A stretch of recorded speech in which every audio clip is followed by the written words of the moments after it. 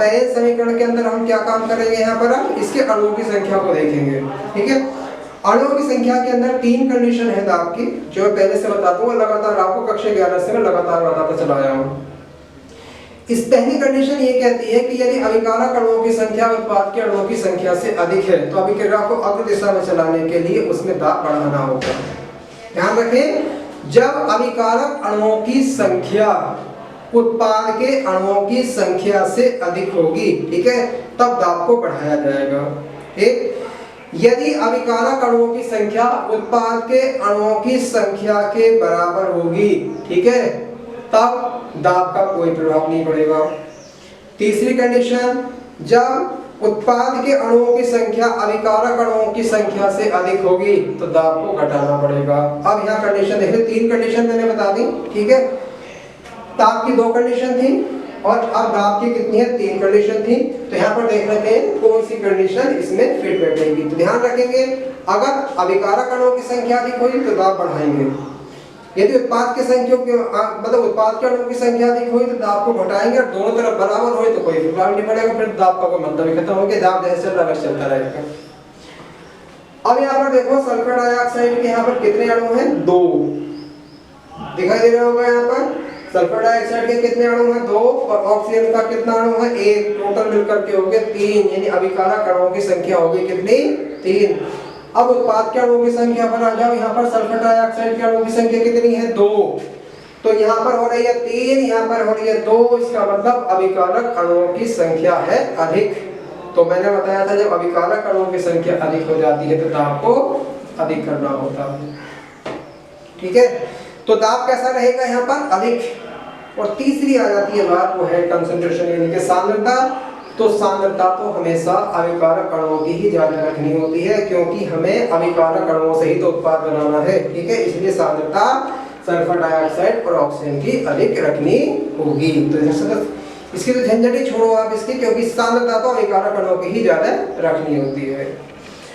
अब तो यहाँ पर आ जाएगा कि सल्फर डाइऑक्साइड से सल्फर ट्राइऑक्साइड के निर्माण में लासाकारीय नियम के अनुसार अनुकूल परिस्थितियां निम्नलिखित होंगी।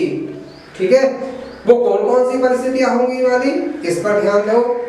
ताप कम, ठीक है, क्यों कम रखेंगे, क्योंकि अभिक्रिया एक्सोथर्मिक है, यानी कि कैसी है, ऊष्माक्षेपी है। ताप ठीक आगे लिख देंगे कम।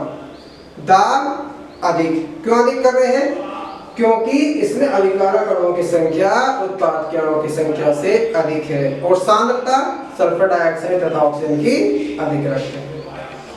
तो मैं समझता हूँ यहाँ पर कोई दिक्कत नहीं होनी चाहिए, मैं समझ गए होंगे आप इसमें।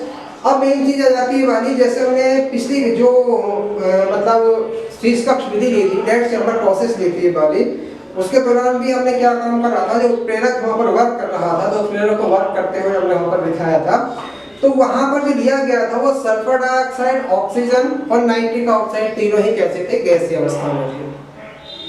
तो तीनों ही गैसीय अवस्था में होने के कारण वो थी कैसे, समांगी। मैंने वहां पर जो उत्प्रेरण था वाला किस प्रकार से समांगी उत्प्रेरण था, क्योंकि वहां पर उत्प्रेरक और अभिकारक दोनों की प्रावस्था कैसी थी, समान हो गई थी।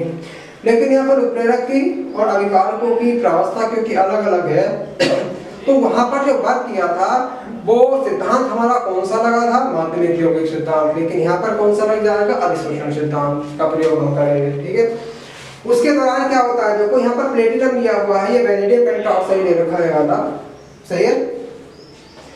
तो यहाँ पर जो हमारे प्लेटिनम का अगर हम ले लें तो हमने ये क्या है प्रेरक के रूप में ले लिया। और मैं अगर आप मेरी पिछली वीडियो के दौरान अगर आप जाएंगे, जब मैंने चैप्टर पर आपसे पढ़ाया था पृष्ठ रसायन, तो पृष्ठ रसायन के अंदर एक उसका एक टॉपिक था वाला उत्प्रेरण, वहाँ पर मैं डिटेल से इसके बारे में बताया था। ठीक है, कि वहाँ पर सिद्धांत जो है वो कौन कौन सिद्धांत है, जैसे माध्यमिक यौगिक सिद्धांत है, अधिशोषण सिद्धांत है, या फिर आधुनिक अधिशोषण सिद्धांत है। तो मैंने उस चैप्टर के दौरान आपको विस्तार पूर्वक इन सिद्धांतों के बारे में बताया था। तो वहाँ पर हम थोड़ा सा इसका एक एग्जाम्पल लेकर के थोड़ा सा देख लेते हैं इसे। तो यहाँ पर क्या है, प्लेटिनम है, मैंने ये भी बताया था वहाँ पर जो उत्प्रेरक रखा जाता है वो कैसा फाइनली डिवाइडेड ले लेते हैं, यानी कि उसको बारीक पीस करके यहाँ पर प्रयोग कर लेते हैं ताकि उसका पृष्ठ क्षेत्रफल बढ़ जाए, और जो अभिकारक अणु है उसके पृष्ठ पर अधिक मात्रा में मतलब उसके अंदर अधिशोषित हो, और अधिशोषित होने के बाद वहाँ पर तेजी से उत्पाद बने। तो यहाँ पर क्या हो जाएगा, प्लेटिनम लिया है। अब प्लेटिनम क्या है, यहाँ पर उत्प्रेरक है, या इसके स्थान पर वेनेडियम पेंटॉक्साइड, हालांकि वेनेडियम पेंटॉक्साइड का प्रयोग अब ज्यादा किया जाता है वाला, क्योंकि प्लेटिनम जो है एक तो काफी कीमती है, दूसरी बात ये खराब हो जाता है, इसलिए इसे बचाने के लिए हमें इसके स्थान पर वैसा वेनेडियम पेंटॉक्साइड का उपयोग ज्यादा किया जाता है। ठीक है, लेकिन क्योंकि दोनों का उपयोग होता है वाला, इसलिए यहाँ पर कोई सी भी दिक्कत नहीं है।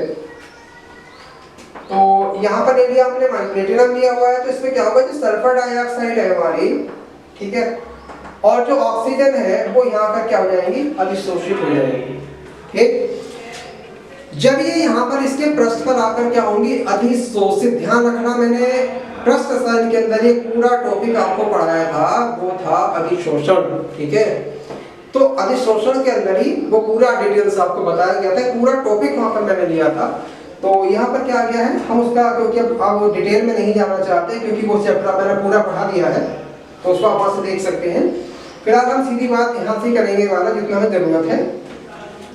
तो यहाँ पर क्या हुआ, प्लेटिनम लिया हुआ है, सल्फर डाइऑक्साइड और ऑक्सीजन जो है, जो ये गैसीय अवस्था के रूप में है, वो आकर के क्या होते हैं, इसके पृष्ठ पर अधिशोषित हो जाते हैं। और मैंने आपको ये भी बताया था वाला कि सकरण ऊर्जा को कम करता है कौन, उत्प्रेरक। ठीक है, जितनी सकरण ऊर्जा कम होगी हमारा उत्पाद उतनी ही जल्दी बनेगा। तो यहाँ पर क्या हो गया है, सल्फर डाइऑक्साइड और ऑक्सीजन जो है, क्योंकि इसके पृष्ठ पर आकर के अधिशोषित हो जाते हैं, और जब पृष्ठ बड़ा होता है तो काफी बड़ी मात्रा में जो है यहाँ पर आकर के अधिशोषित होते हैं, जिससे इसके अंदर जो सल्फर डाइऑक्साइड और ऑक्सीजन की संयोग से सल्फर डाइऑक्साइड गैस बनती है, और जैसे उत्पाद बनता है ये उत्प्रेरक के पृष्ठ को छोड़ देते हैं। ठीक है, तो उत्प्रेरक के पृष्ठ को छोड़ते ही फिर क्या जाता है, ये फिर से उत्प्रेरक जो है अधिशोषित करना शुरू कर देता है, किसको, अभिकारक अणुओं को। उत्पाद बना, उत्पाद ने इसके पृष्ठ को छोड़ दिया, फिर अभिकारक आया, ये प्रक्रिया लगातार चलती रहती है, इस प्रकार से अभिक्रिया तीव्र गति धारण कर लेती है। ठीक है, तो मैं समझता हूँ अब यहाँ पर कोई दिक्कत नहीं होनी चाहिए, तो इसलिए हम थोड़ा सा एक बार से काम पर चर्चा कर लेते हैं फिर से, और उसके बाद जो है फिर अपनी विधि पर चलेंगे, क्योंकि जो सिद्धांत लेंगे उसी सिद्धांत के अनुसार हमारी विधि भी चलती है। ठीक है, तो आप आ जाइए, देखिए यहाँ पर सिद्धांत हमारा क्या कह रहा था वाला, कि जो सल्फर डाइऑक्साइड, मतलब इसमें सल्फर या फिर आयरन पायराइड का दहन करके सल्फर डाइऑक्साइड गैस प्राप्त करते हैं। कैसे, यह विधि इस सिद्धांत पर आधारित है कि जब सल्फर या आयरन पायराइड का दहन करने पर सल्फर डाइऑक्साइड गैस प्राप्त होती है, सल्फर डाइऑक्साइड का प्लेटिनम या वेनेडियम पेंटॉक्साइड द्वारा ऑक्सीकरण कराने पर सल्फर डाइऑक्साइड गैस प्राप्त होती है। ठीक है, जिसको जल में जिसको सांद्र सल्फ्यूरिक अम्ल में अवशोषित कराकर ओलियम या सधूम सल्फ्यूरिक अम्ल प्राप्त कर लेते हैं, जिसमें उचित मात्रा में जल मिलाकर उचित सांद्रता का सल्फ्यूरिक अम्ल प्राप्त कर लेते हैं। तो ये हमारा क्या हो गया, सिद्धांत हो गया। ठीक है, तो सिद्धांत मैंने आपको बता दिया, बस यहाँ पर कुछ लाइनें लिखनी होती हैं, बाकी आपको यहाँ पर क्या था, जो लासाताली का नियम है और जो इसकी क्रिया विधि पर आधारित है, तो क्रिया विधि मैंने यहाँ पर बता दी। ठीक है, क्योंकि यहाँ पर ठोस उत्प्रेरक है, इसीलिए ये समांगी उत्प्रेरण की तरीके से व्यवहार नहीं करेगा। कैसे करेगा, यहाँ पर विस्वांगी की तरीके से करेगा। तो मैंने यहाँ पर बता दिया किस प्रकार से इसका अधिशोषण होता है और अभिक्रिया तीव्र गति धारण कर लेती है। ठीक है, तो मैं समझता हूँ कि यहाँ पर सिद्धांत में कोई दिक्कत नहीं होनी चाहिए। सल्फर डाइऑक्साइड में आयरन पायराइड को फिर सल्फर डाइऑक्साइड में प्राप्त कर लिया, सल्फर डाइऑक्साइड का ऑक्सीकरण कराते हैं प्लेटिनम या वेनेडियम पेंटॉक्साइड के उपस्थिति में, सल्फर डाइऑक्साइड गैस प्राप्त होती है। ठीक है, अभिक्रिया कैसी होती है हमारी, ऊष्मा क्षेपीय अभिक्रिया है। ठीक है, वो मैंने लासाताली के नियम के आधार पर इसका वर्णन कर दिया है। फिर क्या होगा, इसको सांद्र सल्फ्यूरिक अम्ल के अंदर इसको अवशोषित करा देते हैं, क्या बन जाता है, ओलियम। ये क्या है, ओलियम। ठीक है, और ये कैसा है, सल्फ्यूरिक अम्ल, ये सांद्र सल्फ्यूरिक अम्ल। वहां पर क्या प्राप्त हुआ है, ओलियम, जिसको हम क्या बोलते हैं, सधूम सल्फ्यूरिक अम्ल। फिर इसमें उचित मात्रा में जल मिला करके इच्छित सांद्रता का सल्फ्यूरिक अम्ल प्राप्त कर लेते हैं। तो ये हमारा हो गया अब सिद्धांत। ठीक है, तो अब इसी सिद्धांत को सफल बनाने के लिए अब हम करेंगे इसकी विधि का वर्णन। ठीक है, कि सिद्धांत हमारा आ गया, अब इस सिद्धांत को कैसे पालन किया जाए वो हम विधि के दौरान जा रहे हैं इसमें।